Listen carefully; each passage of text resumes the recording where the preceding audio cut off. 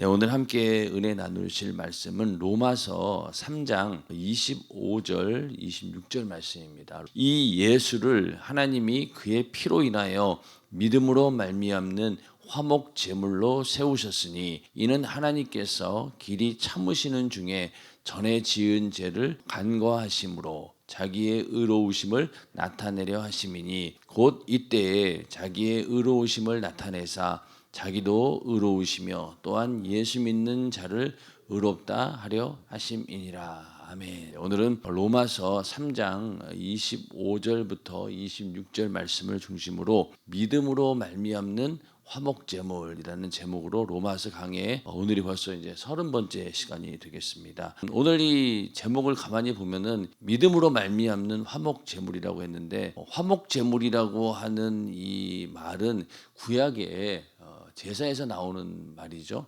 하나님과의 관계에서 하나님과 화목하기 위해서 하나님께 속죄의 제물을 올려드리고 그 제물을 하나님께서 받으시면은 그때부터 죄 용서함을 받게 되고 하나님과의 관계가 화목되어지는 그런 제사를 이야기하면서 화목 제물을 얘기합니다. 그런데 오늘 이 화목 제물 앞에 어떤 말이 붙어 있냐면은 믿음으로 말미암는 화목 제물이라는 거예요. 구약의 율법을 기준으로 했다라고 하면은 율법으로 말미암는 율법의 법을 따라서 화목 제물을 드렸다 이렇게 해야 될 텐데 여기는 믿음으로 말미암는 화목 제물이라고 말씀을 하고 있죠. 그래서 이게 왜 그러냐면 25절에 이 예수를 하나님이 그의 피로 인하여 믿음으로 말미암는 화목 제물로 세우셨으니 그 앞에 예수의 피에 대한 이야기가 나옵니다. 우리는 구약 시대처럼 드리는 그런 제사가 아니라 하나님의 아들이신 예수 그리스도께서 이 땅에 육신을 입고 오셔서 그가 우리 인간을 위한 속죄의 제물이 되셨고 그 한 번의 제사로 영원히 하나님과의 관계가 회복이 되었고 화목해 된 겁니다. 그리고 모든 사람들이 믿음으로 말미암아 예수님께서 내 죄를 대신 담당하시고 이렇게 죽으시고 부활하셨구나라는 사실을 믿는 모든 자들이 그때부터 하나님과의 관계가 회복이 되고 이제는 하나님의 진노와 심판이 아닌 하나님이 주시는 영원한 생명을 얻어서 천국에 갈 수 있는 그런 길이 활짝 열린 겁니다. 그래서 하나님이 그의 피로 예수의 피로 인하여 믿음으로 말미암는 화목 제물로 예수 그리스도를 세우셨다는 거예요. 이제 우리는 믿음으로 이제 가면 되는 겁니다. 그래서 화목 제물이라는 의미가 이제는 완성되어진 예수 그리스도로 해서 완전히 완성되어진 의미에서 화목 제물을 말하는 것입니다. 그래서 오늘 25절부터 보는데 이 로마서를 우리가 공부하고 은혜를 나누는 이유는요. 일단은 신앙의 기초를 온전히 세울 수 있고 그 반석 위에다가 믿음을 세우는 건데 그 역할을 이 로마서가 하고 있습니다. 왜냐하면 로마서는 성경의 노른자위다 이렇게 얘기를 하지 않습니까? 그 정도로 복음에 관한 핵심적인 내용들 또 구원에 관한 핵심적인 내용들이 들어있기 때문에 로마서를 잘 이해하면은 우리의 신앙의 기초가 단단해지고 또 그 단단해진 그 반석 위에다가 우리의 믿음을 세울 수 있다는 겁니다. 고린도전서 3장 10절 11절에 보면은 내게 주신 하나님의 은혜를 따라 내가 지혜로운 건축자와 같이 터를 닦아 다른 이가 그 위에 세우나 그러나 각각 어떻게 그 위에 세우기를 조심할지니라. 이 닦아둔 것 외에 능히 다른 터를 닦아둘 자가 없으니 이 터는 곧 예수 그리스도라. 그러니까 다른 터는 없다는 거예요. 만약에 우리의 신앙이 이 예수 그리스도라고 하는 터 위에다가 세워지지 않으면요 반드시 무너지게 되어 있어요. 그래서 예수라고 하는 터 위에다가 우리는 신앙을 세워야 된다는 거예요. 안 그러면 다 무너집니다. 다 무너져요. 그래서 어떤 사람들은 나는 예수를 믿는다라고 하지만은 예수 그리스도라고 하는 그 진정한 의미와 그런 것들을 모른 채 자신이 가지고 있는 작은 경험이라든가 또 뭐 어떤 신비한 체험이라든가 이런 것들을 자기 신앙의 기초 위에 세우는 사람들이 의외로 많아요.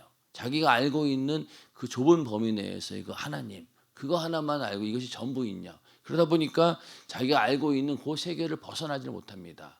그렇기 때문에 우리가 신앙의 기초를 세우기 위해서는 내가 지금 예수를 믿고 있는 이 믿음이 과연 어떻게 토대를 이루고 있나 이걸 분명히 점검을 해보고 완전히 뜯어 고쳐야 되는 거예요. 잘못된 부분에 대해서는. 그래서 이 터를 닦는 기초 작업을 성경은 묵은 땅을 기경하는 것이다 이렇게 말씀하고 있습니다. 기초 작업하려면 어떻습니까? 그냥 거기에 있는 것들을 다 골라내야 되거든요. 평평하게 만들어서 거기다가 무엇을 세워도 든든하게 세울 수 있는 기초 작업을 해야 되는데 그것이 바로 묵은 땅을 기경한다라는 그런 의미죠. 호세아서 10장 12절에 보면은요. 너희가 자기를 위하여 의를 심고 긍휼을 거두라. 지금 곧 여호와를 찾을 때니 너희 묵은 땅을 기경하라. 마침내 여호와께서 임하사 의를 비처럼 너에게 내리시리라. 이렇게 말씀하고 있는데 묵은 땅을 기경하라는 거예요. 갈아엎어야 된다는 거예요. 갈아엎어야지만이 기초가 단단해집니다. 안 그러고 그냥 그 위에다가 대충 건축물을 세웠다가는요 다 무너지게 되죠. 그러니까 어떤 경우에는 그 건축물을 세우기 위해서 막상 땅을 팠더니만은 그 밑에 그냥 엄청나게 큰 뭐 암석 같은 게 있어가지고 그거 그냥 다 깨부시고 하느라고 오히려 공사가 지연되기도 하고 돈도 더 많이 들고 그런 경우도 있지 않습니까? 그런 것처럼 우리도 예수 그리스도라고 하는 터 위에다가 믿음을 세워야 되는데 내 안에 있는 이 쓸데없는 것들이 너무 많은 거예요. 우리가 믿음이라고 착각하고 있는 것들, 그것이 나의 신앙의 근본이라고 오해하고 있는 것들, 이런 것들로 인해서 오히려 온전한 신앙이 세워지지 않는 경우가 많다는 거예요. 그런 것들을 싹 다 갈아엎어야지만이 이 신앙의 기초가 온전히 세워지는데 이 신앙의 기초는 오직 예수 그리스도 또 하나님 말씀으로만 온전히 세워져야 된다는 겁니다. 우리가 아무리 신령한 경험을 많이 하고 그런다 하더라도 그것이 우리의 믿음이 될 수가 없어요. 저도 사실은 처음 예수 믿을 때 성령이 충만할 때 뭐 여러 가지 경험들을 했어요. 근데 세월이 지나고 보니까 물론 그것도 하나님의 은혜이긴 하지만은 더 중요한 것은 하나님 말씀 위에 나의 믿음을 온전히 세우는 거였습니다. 세우는 거였어요. 예전에 이런 일들이 있었죠. 이제 청년 때였어요. 청년 때는 나이가 뭐 20대 중반, 20대 후반 이러니까 한참 결혼 정년기잖아요. 결혼해야 되는 그런 나이예요. 그러다 보니까 나도 모르게 관심이 거기에 있는 거죠. 결혼 상대자를 찾기 위한. 그러다 보니까 누군가를 호감을 가지고 그 사람에 대해서 내가 관심이 있고 뭐 좋아하고 뭐 그런 사람들이 있지 않겠습니까? 교회에 보면은 청년들끼리 어울리다 보면은 그러면 이제 그거를 하다가 기도 중에 은연 중에 내 안에 있는 감정과 그것이 섞여 가지고 하나님께서 나에게 저 자매랑 결혼해야 된다. 막 이런 뭐라고 해야 되나 응답을 주셨다는 거예요. 그러면 이제 그런 응답이 점점 이제 자기 속에서 막 자라나는 거죠. 확신이 막 와요. 기도할 때마다 그 자매 얼굴이 떠오르고 하나님께서 너는 그 자매랑 결혼해라. 이런 식으로 막 감동이 오는 거예요. 그러면은 이게 이제 확실한 응답이다. 자매를 찾아갑니다. 근데 그 자매에게는 전혀 응답이 안 온 거죠. 그러니까 만약에 그 둘이 결혼할 것 같았으면은 그 자매한테도 응답이 와야 되잖아요. 그런데 혼자만 그냥 그게 짝사랑이죠. 그런데도 그것이 하나님의 음성인 줄 알고 막 갖다 막 들이대는 거예요.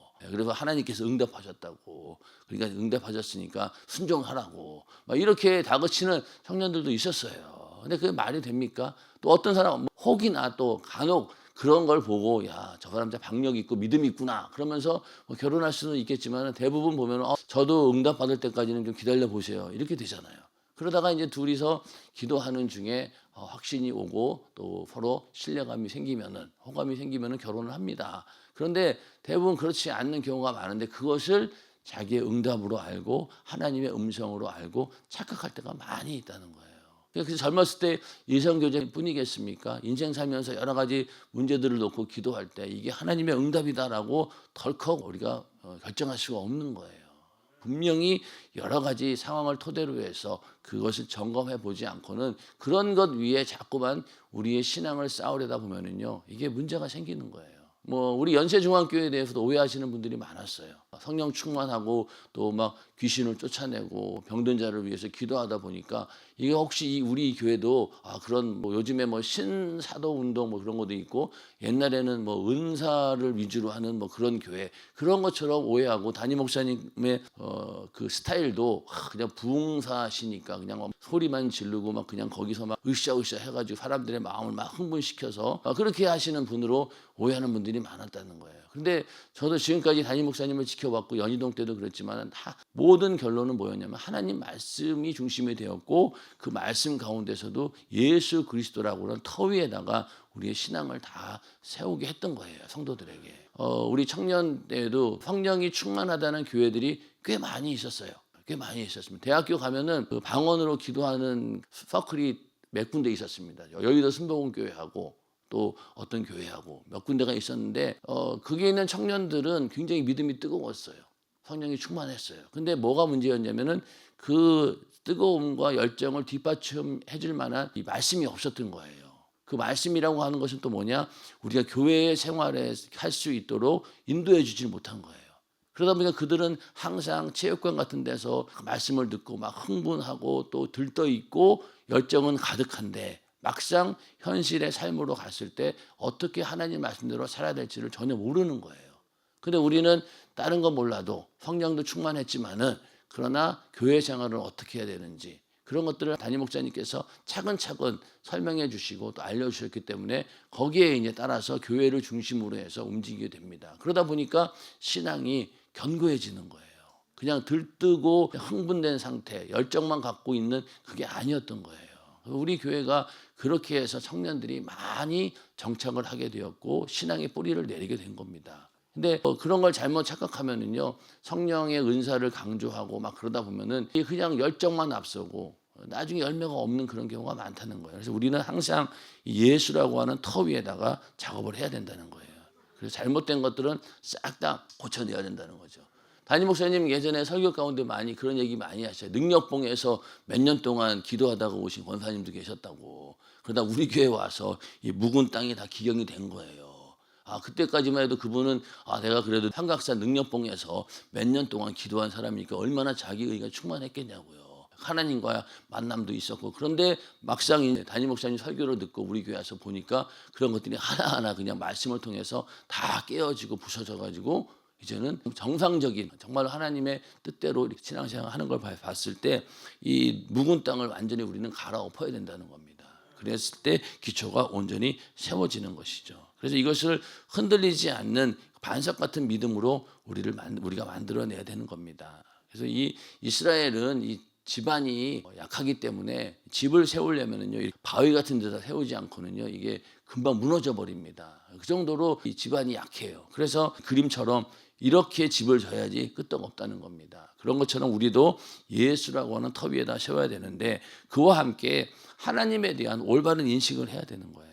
자, 오늘날도 많은 사람들이 하나님은 사랑이시고 복을 주시는 분이고 또 우리의 죄를 무조건 용서하시는 분이고 이런 것만을 이해하잖아요.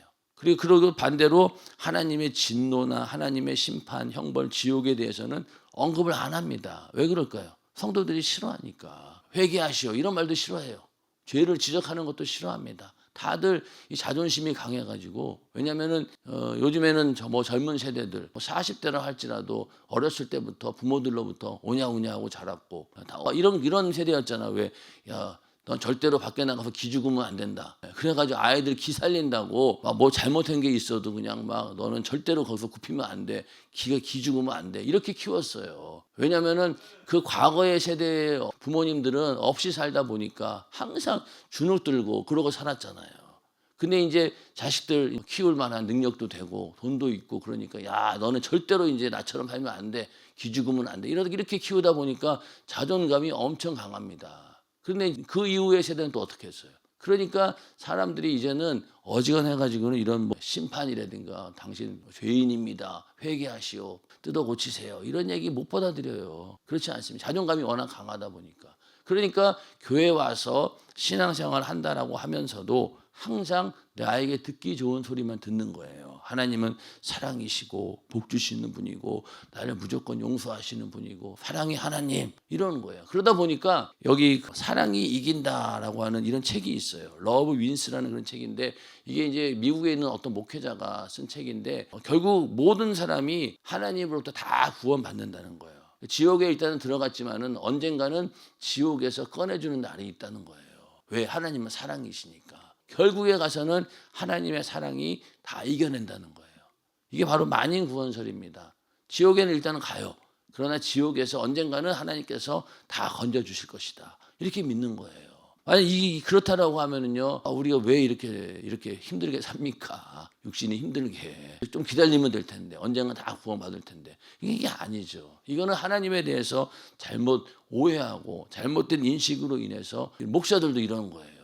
하나님을 사랑의 하나님으로만 이해하고 우리가 듣기 좋은 하나님만 인정하려고 하는 그런 게 된다. 이런 건 잘못된 거죠. 여기에다가 만약에 털을 거기에다 신앙을 세우게 되면요, 언젠가 무너집니다. 인생의 고난 자체를 이해 못하죠. 그리고 신앙생활을 하면 할수록 닥쳐오는 그 수많은 영적인 싸움, 이걸 어떻게 이해하겠습니까? 이해 못합니다. 그래서 하나님에 대해서 우리는 올바른 인식을 해야 된다. 이 가운데서도 이 진노, 심판, 이런 하나님의 속성을 이해하지 못하면은요, 이 화목이라는 말이 성립이 안 돼요. 화목이라는 말이. 자, 여기 25절에 이제 화목제물이라고 말이 나오는데, 이 화목이라는 말도 잘 쓰려고 하지 않는 거예요. 왜냐하면은 화목이라고 하는 말은 뭐예요? 진노를 진정시키고 달래고 유화시키는 거예요.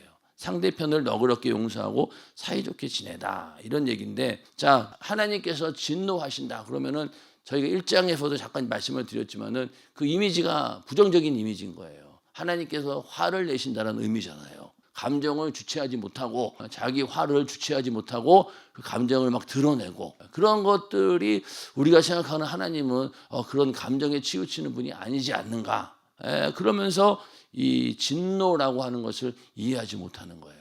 자, 하나님께서 십자가에 달린 하나님의 아들이지만은 예수 그리스도에게 그 하나님의 진노를 다 쏟아 부었다라고 했죠. 우리 인간이 죄를 짐으로 인해서 죄값으로 인해 죽어야 되고, 심판받을 때 하나님의 진노가 거기에다 다 쏟아져야 되는 거예요.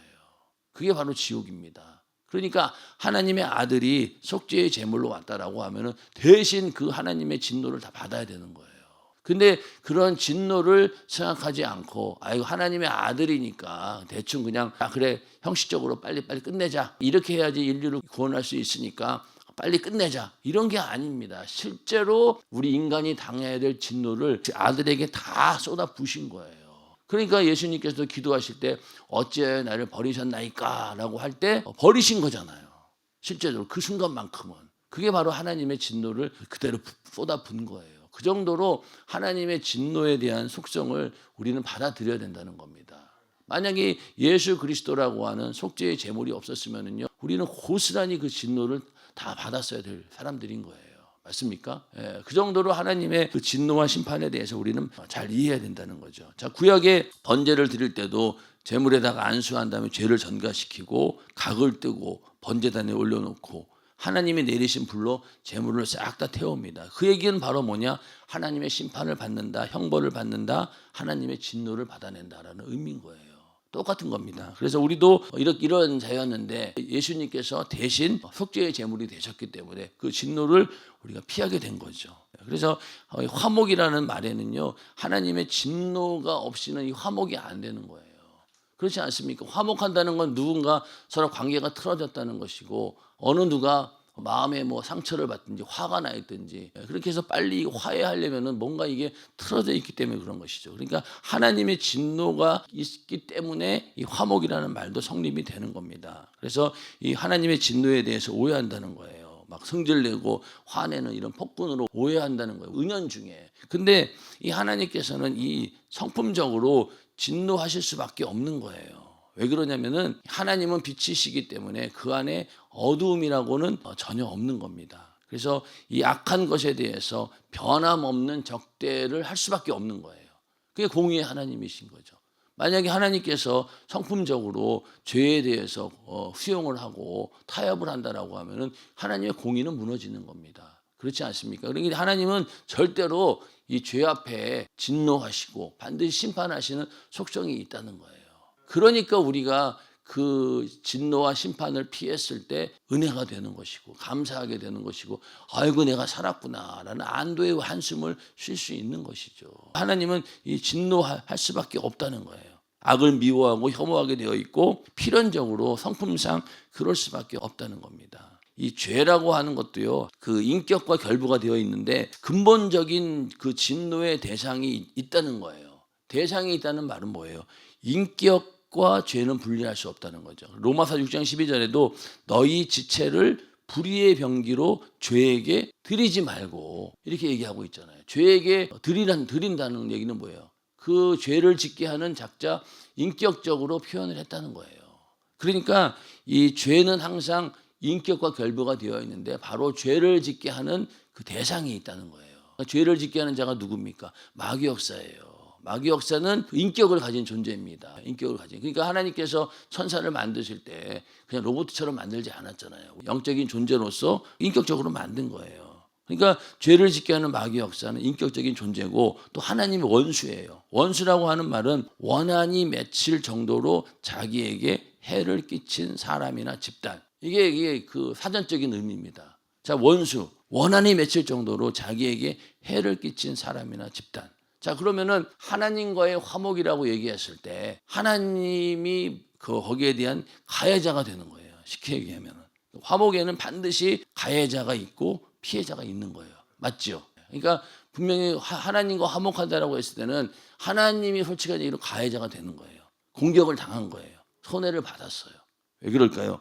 루시엘이 하나님을 찬양하던 천사장이 나도 하나님처럼 돼야 되겠다라고 교만한 마음을 품는 순간부터 어떻게 됩니까?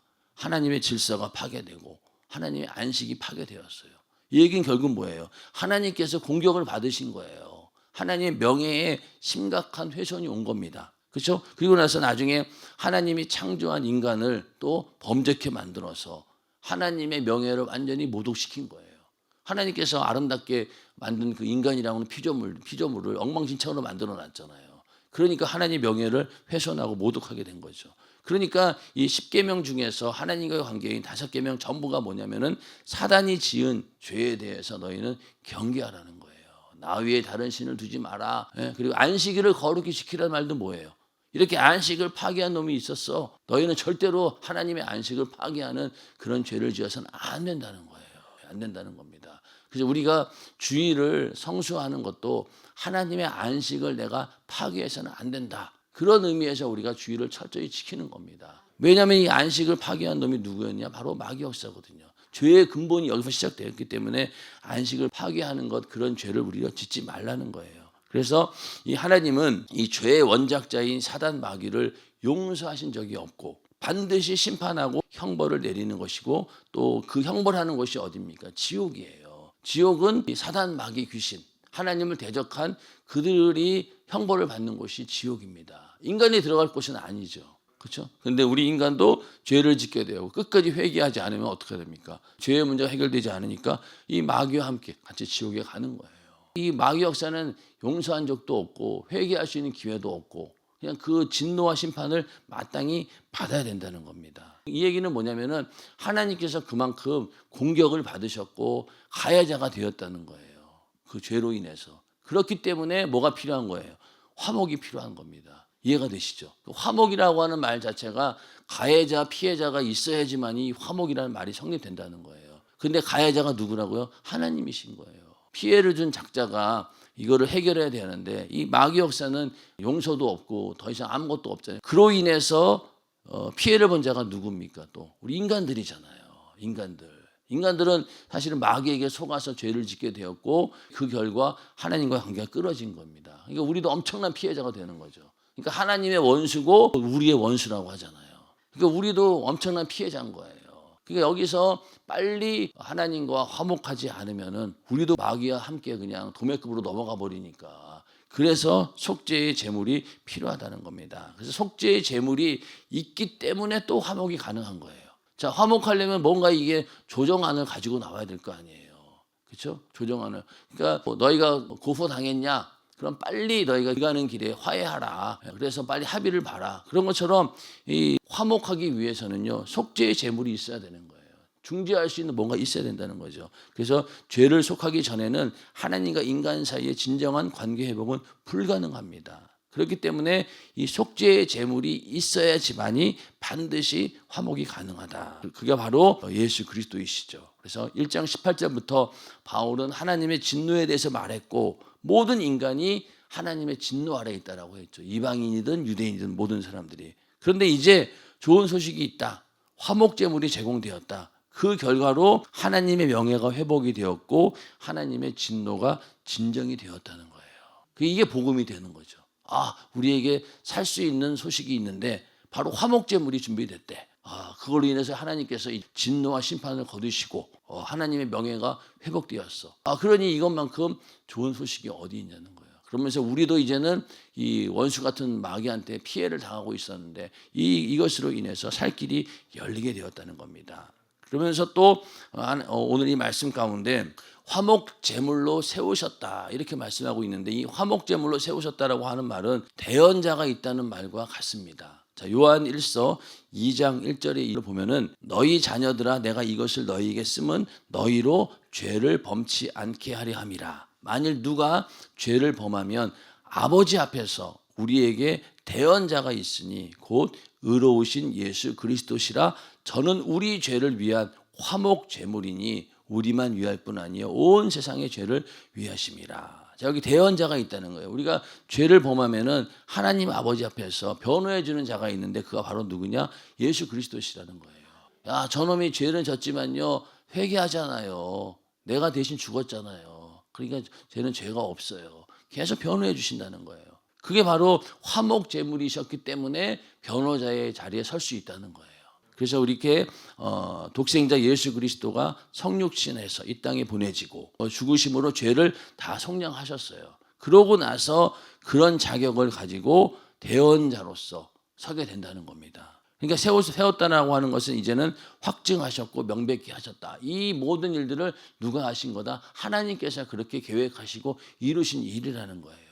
자, 그러니 이제는 이 대언자가 있기 때문에 화목 제물로 되셨고 그분이 우리를 변호해 주시기 때문에 우리는 죄에서 벗어날 수 있다는 겁니다. 이런 모습들을 우리가 이렇게 믿음으로 잘 상상을 하면서 내가 죄를 범할 때마다 회개하면은 하나님께서 우리를 이렇게 변호해 주시고, 또 만약에 우리가 아직 깨닫지 못하고 회개하지 못한다 하더라도 끊임없이 예수님은 먼저 변호하실 거예요. 좀만 기다려 주세요. 금방 회개할 겁니다. 제가 그래도 믿음이 있는 애예요. 이러면서 계속해서 우리를 위해 변호하지 않겠습니까? 그게 바로 하나님의 인내하심이죠. 기다려 주신다는 거예요.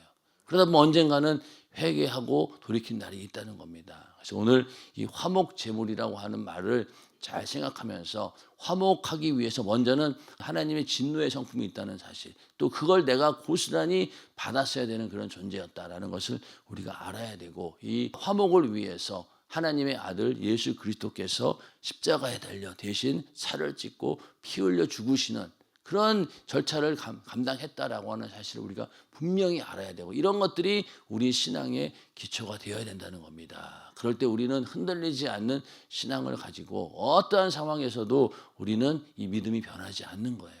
이러한 믿음을 다 갖기를 주님의 이름으로 축원합니다.